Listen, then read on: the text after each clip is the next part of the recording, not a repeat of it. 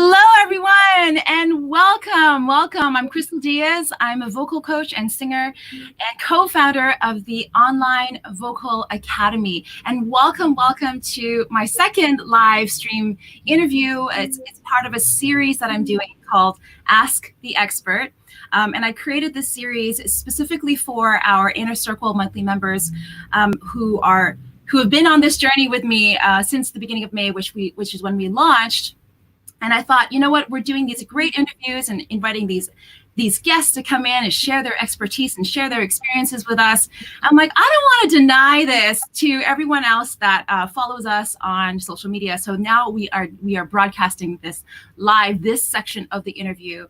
So how this is going to work, this is part one of the interview, and this is for the public.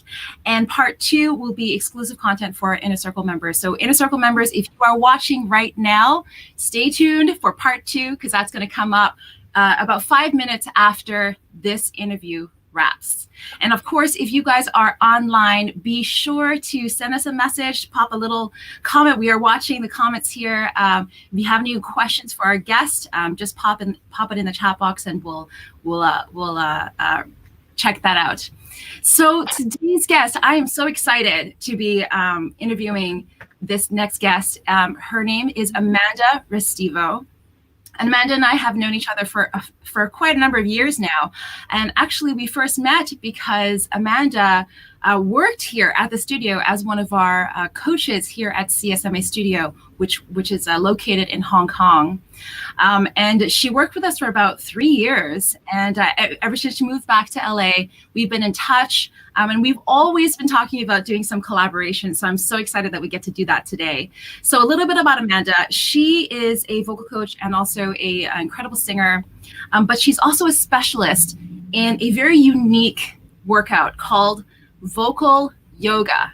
The first time she told me about vocal yoga, I was super intrigued from right off the bat. I mean, vocal, I understand that. Yoga, I also got that. I understood that. I understand the benefits of the both, but combining them together was so unique and incredible. I'm just like, I have to learn more. So you have to come on and share what you know, and share. Well, we're going to see what if she can share some great tips and takeaways for you today as well. So Amanda has been a professional singer for over 20 years. She's toured internationally with award-winning stage productions. She's been a vocal coach for almost a decade, and she's trained with some of the best voice and body experts in the industry. And of course, she is a certified yoga instructor as well as a certified vocal yoga expert. So we're gonna bring on Amanda to our live stream. Here we go. Hello, Amanda. Hello. Thank you so much for being here. How are you doing today? I'm very good. I'm so happy to see you. Yeah, I'm excited to talk about some vocal yoga. That was quite an intro. Thank you. I'm laughing here. And we have some of our Inner Circle members are here watching live. Hello, May. Nice to see you. I don't think May has missed any one of our lives so far. Thank you so much for being here. And we have Karina Chen here too. So hello. Thanks for sending that message. Okay, Amanda, first of all, tell us in your own words, how would you describe vocal yoga? What is it exactly? Yeah, so really simply put, vocal yoga is combining modified yoga poses with traditional vocal exercises. So this is like going to a vocal class inside of a yoga class. It's like best of both worlds. It's like going to like the gym for your voice, basically. So we combine, basically, like I said, a yoga flow vinyasa class, asanas, poses for specific target areas of the voice. And we go through a whole hour's worth of poses, and there's some chanting, some singing, mostly a lot of discovery and play. It's pretty silly.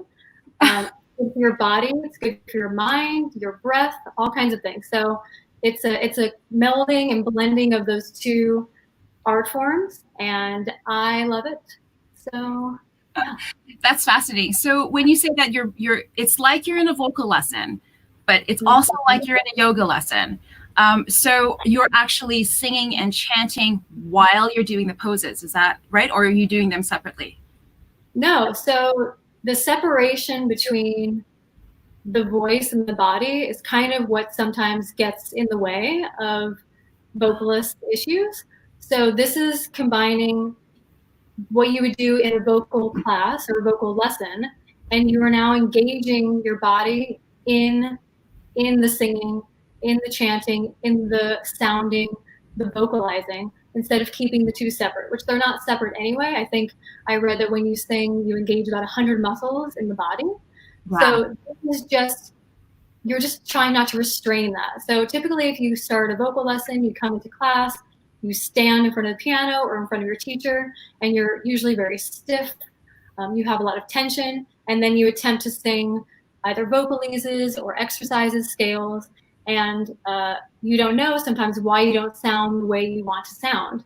A lot of it has to do with your body connection or the disconnection you have with your body. So this is about connecting all the parts of the form, which is your breath, your mind, your body, your voice, all into one instrument, which is what it is, Yes. into one class without sort of separating it. I mean, it's good to separate once in a while and to have attention focus on a specific area of your body or something you're focusing on. But to have a class like this that you can go to, say, once a week or Yeah. once a day, get all those things in one session in 1 hour. This is my new life goal. That is amazing. I just think that's so fascinating to me. I mean, we have had separate conversations about this too.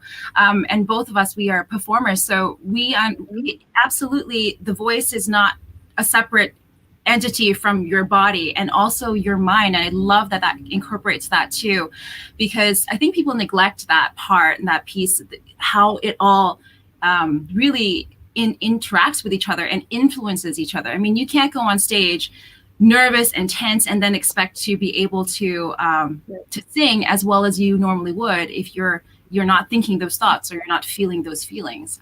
So it's amazing that there is something out there that specifically focuses on combining movement, the body movement. Is that right? Is this a very actively?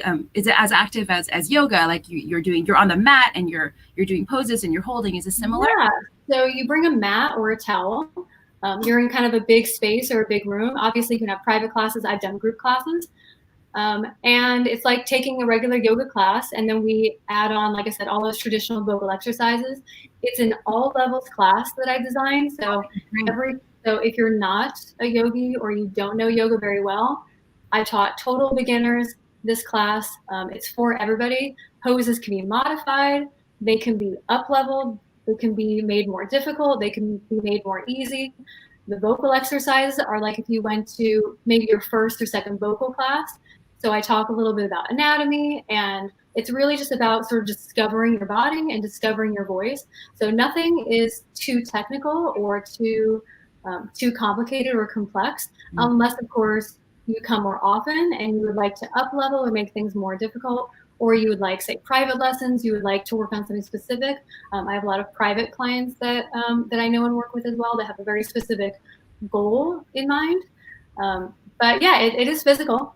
Yes, definitely. It's not, you need space. You're making a lot of noise, a lot of silly, strange, crazy sounds. That was actually part of my difficulty finding a yoga studio to use and practice out of, because sometimes they were having meditation classes in the next room. And I said, yeah, this is not like a regular quiet yoga class. I said, we're going to be making a lot of noise. So that was kind of tricky. So yeah. I can imagine for sure. I mean, even when we teach private lessons, just in vocal and singing classes, there's all kinds of funny sounds that we make, right? So yeah, that's an interesting problem to have, right? You can't find a yoga. I had a lot of tilted heads going, what are you teaching? What do you want our studio for? It's nothing crazy, I swear. Okay, so I'd love to know about your journey towards discovering vocal yoga. When did you first hear about it? What are your thoughts when you first discovered it? Yeah, so I mean, I grew up doing musical theater. So in musical theater, you are singing and dancing simultaneously. So for me, I never really separated my voice from my body. That was just kind of always how I performed. So when I went to university, I started taking what they call voice and movement classes. And those are foundational classes for all actors in the theater program. And I had a phenomenal professor named Joan Melton, and she taught my voice and movement classes. And she really sort of ignited my interest in how much your body and body connection influences your mind and your voice, and how you can harness it to your own ends and to create a better outcome if you're performing on stage or singing. And then I kind of held on to all that through university. I incorporated that into my own warm-ups and into my own practice as I went out and toured and performed and things like that. And I went and worked for you for a long time in Hong Kong. And I was a little bit, isolated in Asia because I was out there for 5 years. I didn't quite know what was going on, back in the US. Was anyone doing anything like this? I wasn't sure, but I knew that this is something I wanted to do. So I did a quick little Google search, like, this is what I want to teach. Is anyone else doing this? Can I, find somebody? If they're doing it, I'll work for them. And I ended up finding Heather Lyle, and Heather Lyle is the founder of Vocal Yoga. She created her own method, and I got certified with her last year in Los Angeles, and she's like the guru kind of vocal yoga. So I took her course last summer, got certified, bought her book. Her book is amazing. And I worked with her a little bit, and we collaborated a little bit, and yeah, got certified. And so I've been teaching on my own now for about the past 6 months, holding workshops and classes throughout Southern California. And then, of course, I was having a class coming up in March, and then everything closed. We couldn't be in spaces. So that kind of took a hold. But it was okay, because in the meantime, I got my actual 200-hour yoga certification in the meantime. And so now I'm actually a registered yoga instructor as well. So now I have all of that training in addition to my vocal yoga training. That is amazing.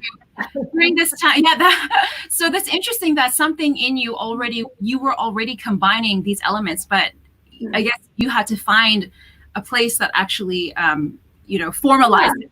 Yeah, just a little more structure. I had already had, like I said, my own practice and a lot of university classes that I had already taken. So I had a lot of structure to deal with, but this just gave it way more form. And then, of course, finishing my yoga certification, now I have all of the yoga, not all of it. Obviously, it's just the beginning for me, this journey, but now I have a lot more foundation in just the practice of yoga and pranayama and breathing exercises and all that other stuff, in addition to my singing training.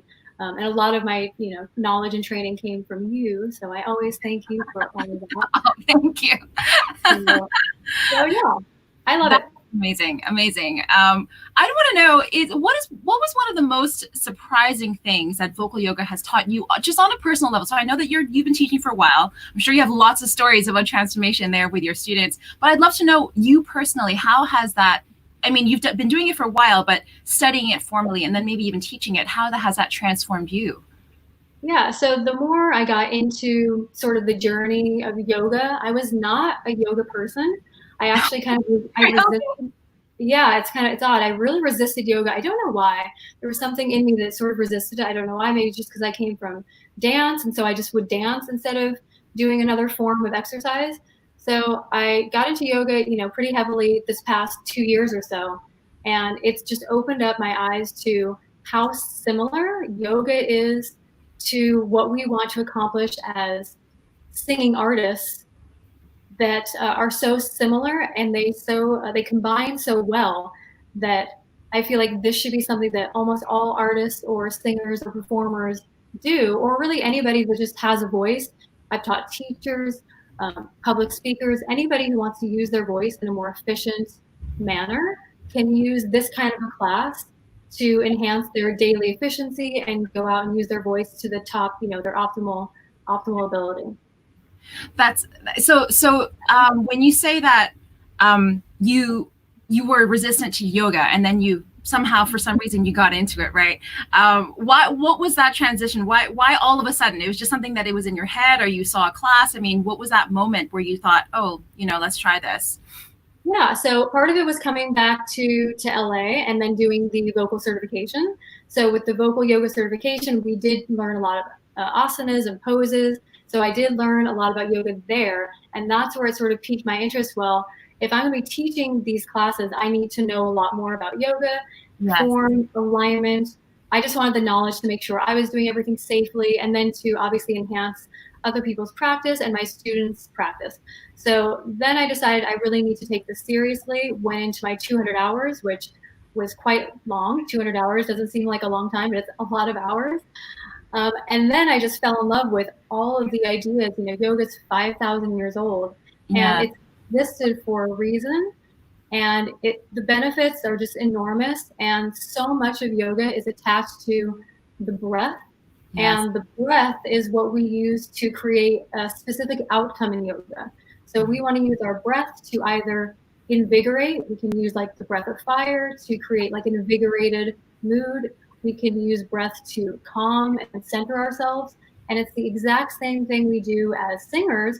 We use our breath to carry our voice to, again, express ourselves through song or through words. So we're using the exact same life force. It's like getting very yoga-ish now, but it's the same life force. It's the same prana. It's the same energy we use for yoga that we use as singers. And it's just one big connected ball of, energy. I love that you describe it as energy, because I always believed also that singing and voice is a form of energy, and that you're sharing that energy out with somebody else. And that's when people say, I feel what you're saying.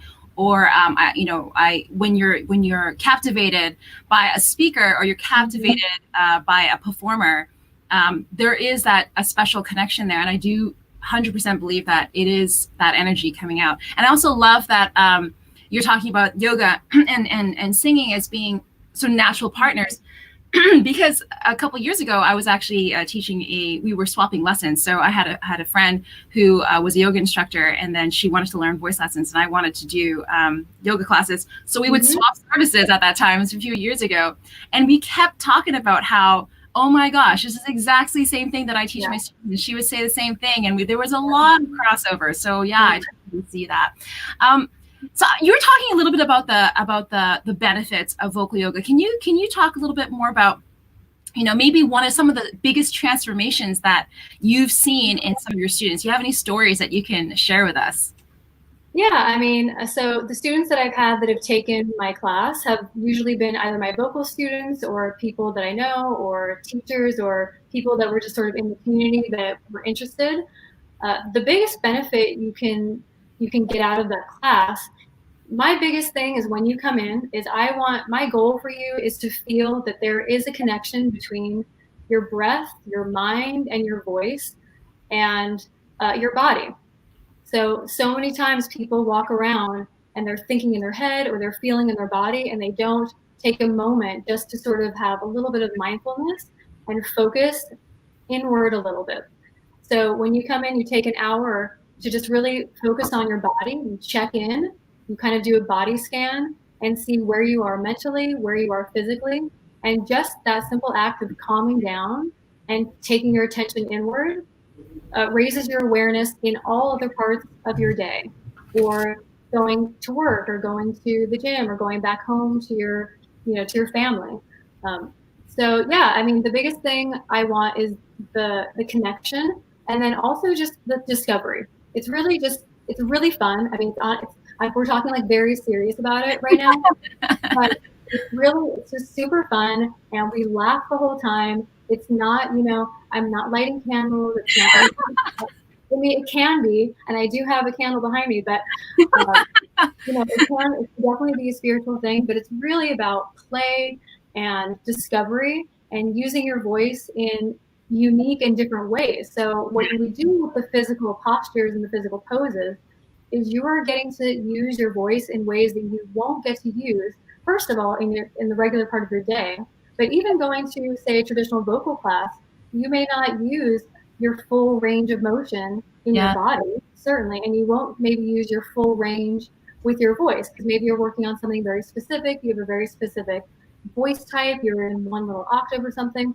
So this is just about playing, discovering, seeing what your voice is like. And yeah, so far I've had really good feedback from all of my students that they've enjoyed it, which I was kind of shocked because I said, give me feedback afterwards. Tell me what you think. Am I nuts for doing this? So far, everyone has said that they loved it. They would come again. I go, okay, all right, well, I will definitely keep doing it then. That's great. Can you, I want to talk a little bit about, because when you were talking about mindfulness and the body scan, I had a lot of students and who had, you know, when they knew that I was bringing you on to this for an interview, some of them were asking me about stage fright, anxiety, you know, just fear of going on stage, that piece, and how, you know, does vocal yoga have a lot of influence on that? Yes, 100%. So again, going back to using the breath to create a specific outcome. This is what we do in yoga. And this is also, we don't do enough of this in voice, right? So as a coach, you're a coach, I'm a coach, we've been coaching for a long time. We spend so much time on technique, words, lyrics, language, you know, proper alignment. We don't really spend a lot of time on the mental side of singing. And it's such a huge component. Huge. Your voice and your vocal folds are connected to your vagus nerve, which runs through your whole body. Your vagus nerve connects to your autonomic nervous system. So if you go into fight or flight or freeze mode, which is your sympathetic nervous system, that is stage fright. So that is you getting ready to go on stage, whether it's singing or doing a speech, talking at a wedding in front of your classroom. You're getting up and you are in fight or flight mode. So there are ways to get yourself out of that fight or flight mode back into the parasympathetic mode, which is the rest and digest, calm. That's where you want to be when you're singing.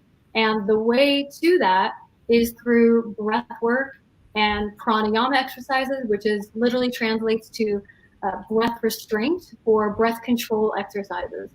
So as you control your breath, you control your mind. And as your mind is under control, your body is under control, then you can go on stage and give the performance that you know you can do because you did it in the rehearsal room. So this is so true. Yeah. So yeah, it was so good in the practice room at my college upstairs, you know, when everybody was watching me. We hear that all the time. All the time we hear that. Yes. Yes. So I mean, this is even as personal, a way of controlling your mind and body and breath for the moment. So giving basically you the tools to do this when you really need it. And then I also do a few body exercises that help to relax your body as well from the outside in. So there's inside out, which is the breath and mind work or the mantra work or whatever. And then you can go from outside in and you can do some actual physical exercises that in turn also changes your mindset. So there's lots of different ways to do it. Vocal yoga 100% is helpful in that regard. And it helped me so much. And I'm glad I discovered it so late in my career. But luckily I never had stage fright. So I'm lucky with that. You never had stage fright? No. So you know what? I got stage fright later as an adult, like super, super late. Growing up, I just never had a single care in the world. No stage fright, zero. You know, I could go on and perform. I think my top audience was like 7,000 people at the Wolf Shop outdoors and the outside in bowls. Never bothered me a single bit. And then later, you know, once I got a little older, then I was like, maybe I should be nervous for some of these performances. I did, you know, a show in Hong Kong. I did the premiere of Xanadu. And that was like years after I stopped doing musical theater. And I was on roller skates, you know, because you saw me. I did. And I was really nervous for that show because it'd been a long time. And that was a kind of intimate theater. So that's kind of when stage fright kicked in. So now I feel like I better understand my students because now I have lived both.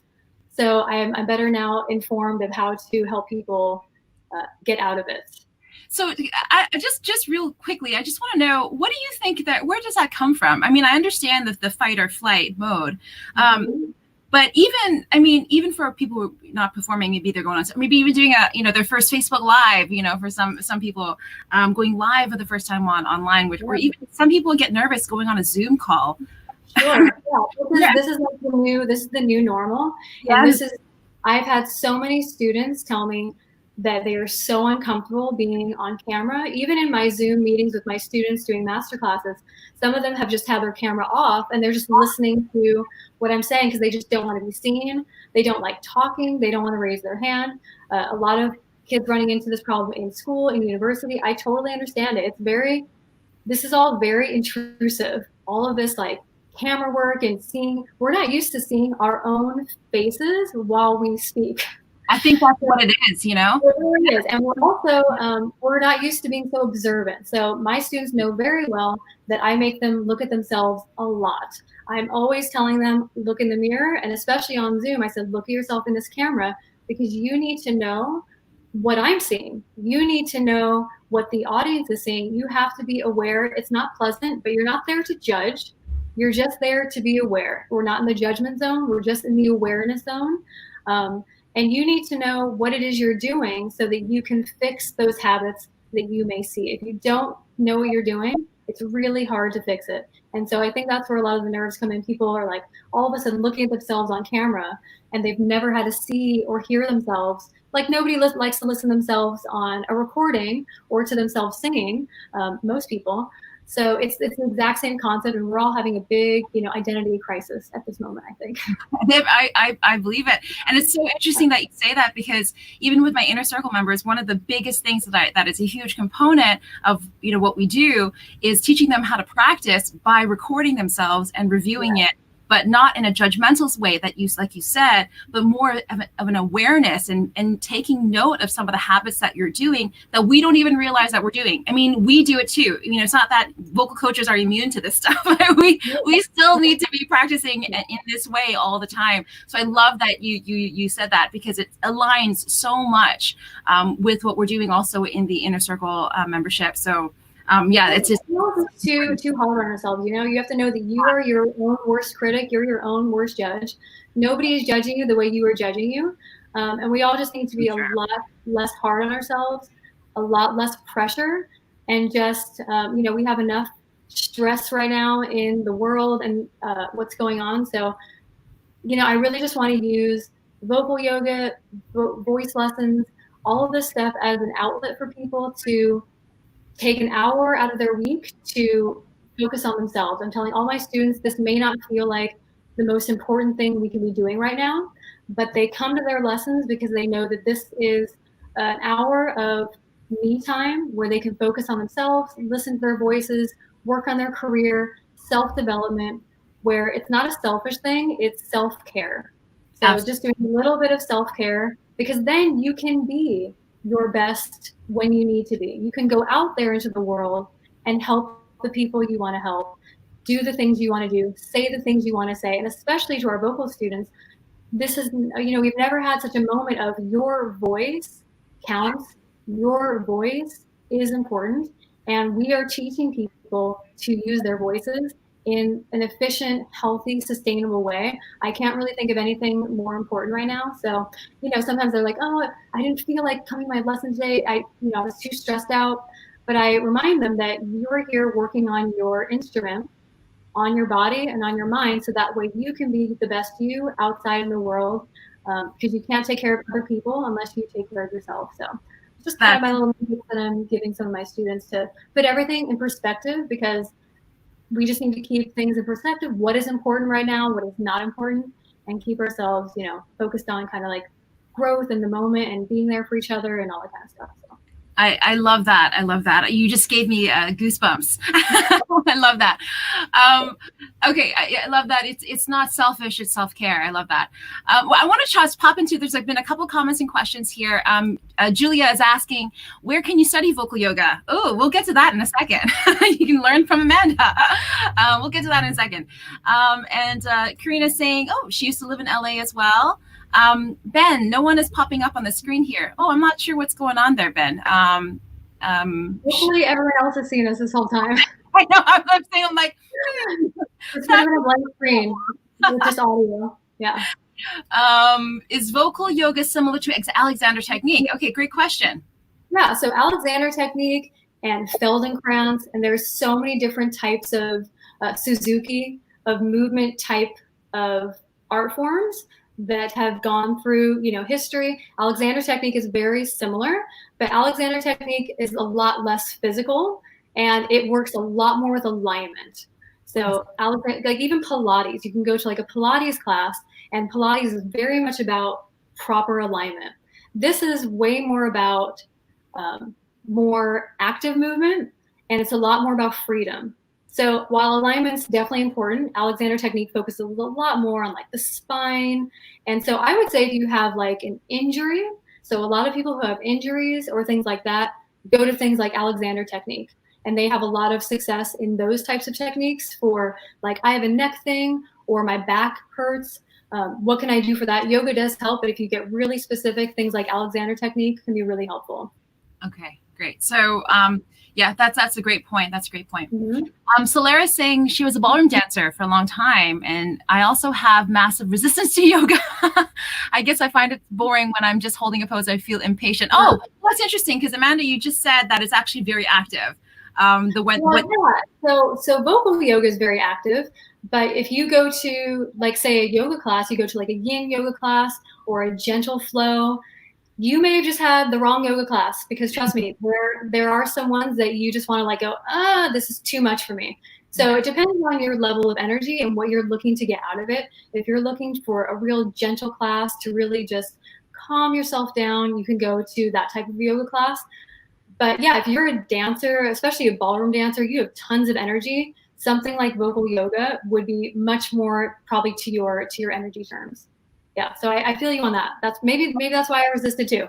I couldn't handle the contained energy. Yes. Michelle says, "Oh, fascinating. I never really thought of it that way. Great to hear these insights." Okay, great. Glad that you found this interesting, Michelle. And oh, she's actually written again. She loves this because she's listening to us and then she's responding as she's listening. Totally makes sense how these two are connected. It's so true. When you tell somebody vocal yoga, you're right, Amanda, you might get that little tilted head thing, right? But yeah. But when you describe it the way that you have, it is absolutely so it makes a lot of sense. Exactly what Michelle said. And Solara says here, I hate being on stage, being stared at. The worst part is doing competition and being judged. Yes, and that is definitely a huge component of that too. Absolutely, that judgment part does have such an impact on a person's and that's why getting into yoga and vocal yoga, it takes a lot of attention off of yourself. So obviously, as artists, as singers, as dancers, we are very used to ourselves, looking at ourselves. What am I doing? What am I feeling? It's very us-centered. And even yoga can be, you're going inwards, you're focusing on your inner self. How am I feeling? How am I doing? But there's a component to it that is above yourself. So if not even to get into a spiritual or religious area, yoga is about something that is bigger than you or above you or more powerful than you. And we are trying to elicit as singers that exact same thing. We want to go on stage as a dancer, as a singer, and we want to create an environment where people are in awe, they're forgetting about their worries for a while, they're taken away to another place. It's a place of mindfulness, it's meditation, it's called being in the zone. We call it flow state is another term for it. All of these things are what we want to experience as performers, and then we want that to pass on to our audience or to who we're trying to affect and perform for. So, the self-judgment, all of that has to go to a higher reason. So it's really good to focus on yoga and vocal yoga in order to take yourself out of the judgment zone and into the kind of creation zone. I love that. I'm in a business mentoring program right now as well. And a lot of that is, when you get stuck as an entrepreneur, as a business owner, you get stuck and because you're thinking about yourself, you're forgetting that it's not about you. It's about the people that you serve. It's about that, right? It's not about, what you're afraid of, is but how you can serve others and how you can be there for the purpose, for a higher purpose, like you put. Ophelia, hello, Ophelia has just asked a question. I know, no silly questions. Will you be losing weight when you do vocal yoga? That's a great question. I'd love to know that. It depends on how much vocal yoga you're doing. So, any type of exercise, if let's say you're doing no exercise at all, and all of a sudden you start doing vocal yoga or yoga in general, You could potentially lose weight, definitely. I know yoga for me has kind of transformed my body. So I always danced, I sort of lifted weights. I thought that these were the things that really helped my body, but actually using my own weight against my own body was sort of the best exercise for you because it's extremely low impact. It's very safe. There's very little risk of injury, of falling. There's no heavy things to fall on you.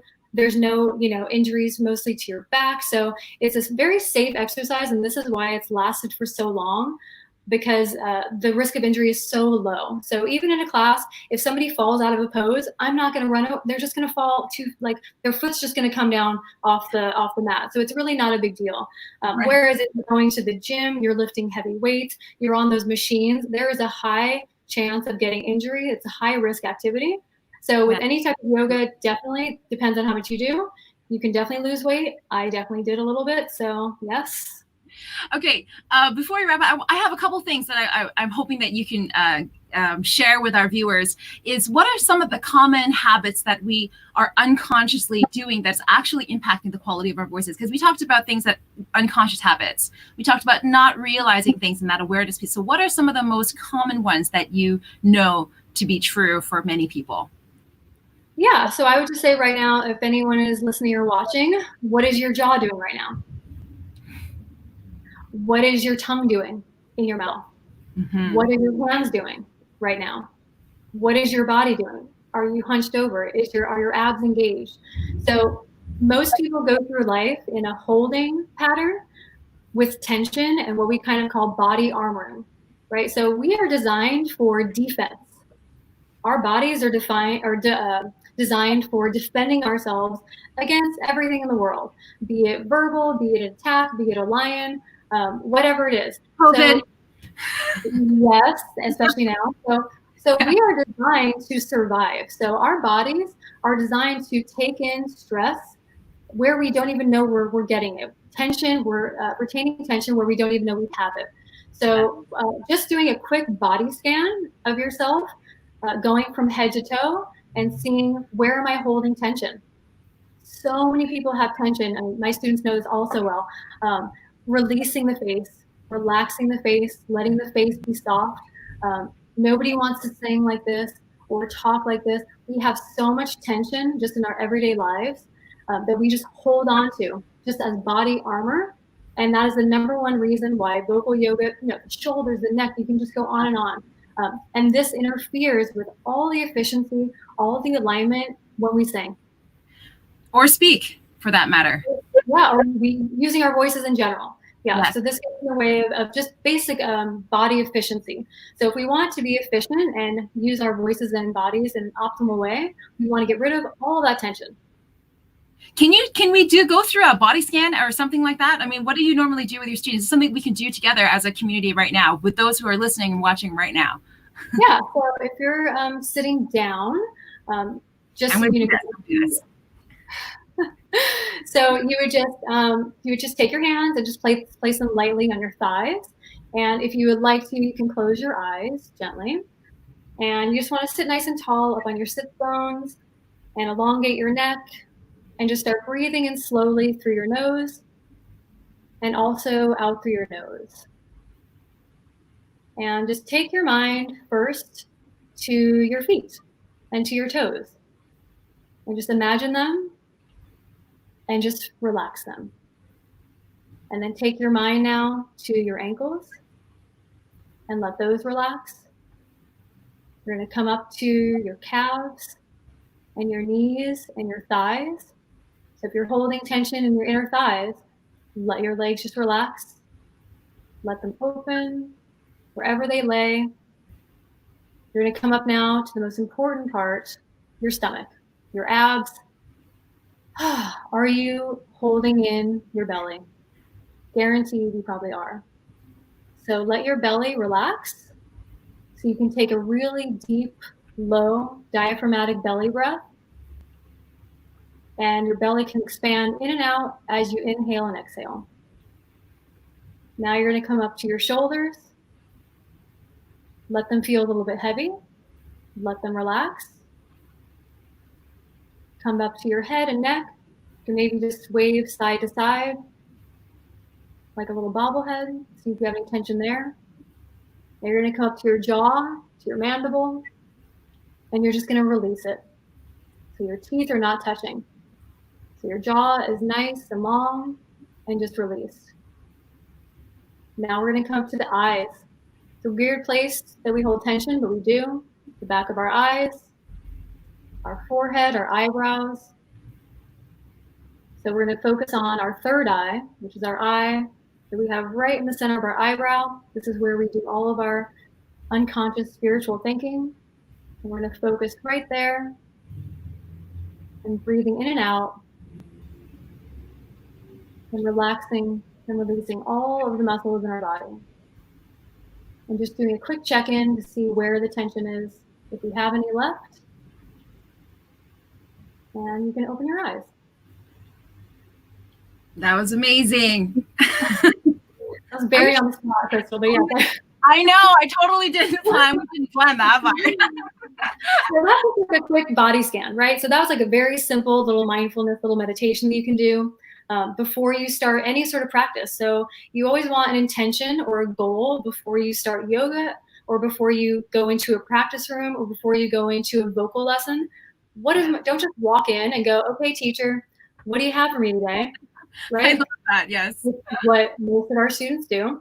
Yes. So you go in with an intention, you go in with a goal, and you do just that simple little mindfulness, maybe on the way to in the car, or maybe sitting in the lobby waiting to walk in, and just check in with your body and say, what does my body need today? Where is my mind at today? Just bring your awareness in and see, okay, if your mind is flustered, you're thinking too much. Okay, maybe I need to focus on something a little bit calmer. I'm really lethargic today. I'm really tired.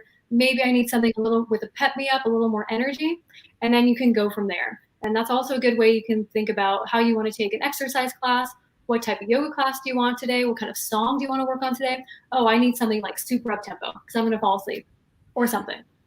Yeah, just put in a little bit of time and effort before you go into any sort of practice with just a little bit of intention. And that just really just gives you a focus and a goal throughout that entire class, which we have as teachers for our students, but it's also really beneficial for the students to come in with a goal as well.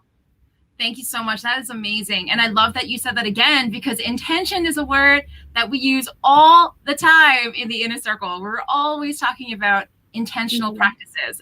So again, there's so much alignment there. So Amanda, I know people are wondering, how can they get hold of you? How can they work with you? Where can they follow your work? Let us know. Yeah, like everyone, I'm online. So, email is probably the best way to get a hold of me. My website has all of my contact, all of my social, media links. Yeah, just email. My website has everything, so you can contact me everywhere. And what's next for you? I know that you're organizing something special in July. Oh, July, yeah. So I may be doing a virtual vocal yoga class, kind of a little taste. So it would be like a 30-minute session. I may be doing that in July, so it'll be open to everyone. So the public, I think Zoom can have like 100 participants or something like that, just to give people a taste of what that's like before we get back into in-person classes, in studios and stuff like that, which hopefully we will. And I would really love to do a workshop with you at the studio next year sometime in Hong Kong. Yes. It's been so long. But yeah, this is basically what I want to do, and travel and teach classes and workshops and get this out to as many people as possible. I just found my little niche, and this is what the direction I feel like I want to go with the voice. There's so many different avenues that you could go. And I think that sitting, incorporating the mind, the body with the dancing and the physical, the yoga is definitely where I want to live.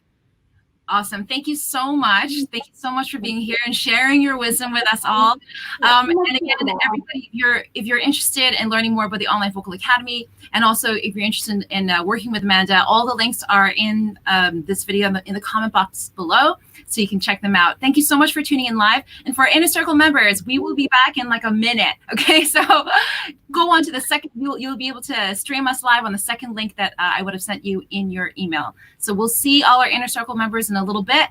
And to everyone else, see you next time. Thank you so much, Amanda. And we'll get up today. Goodbye.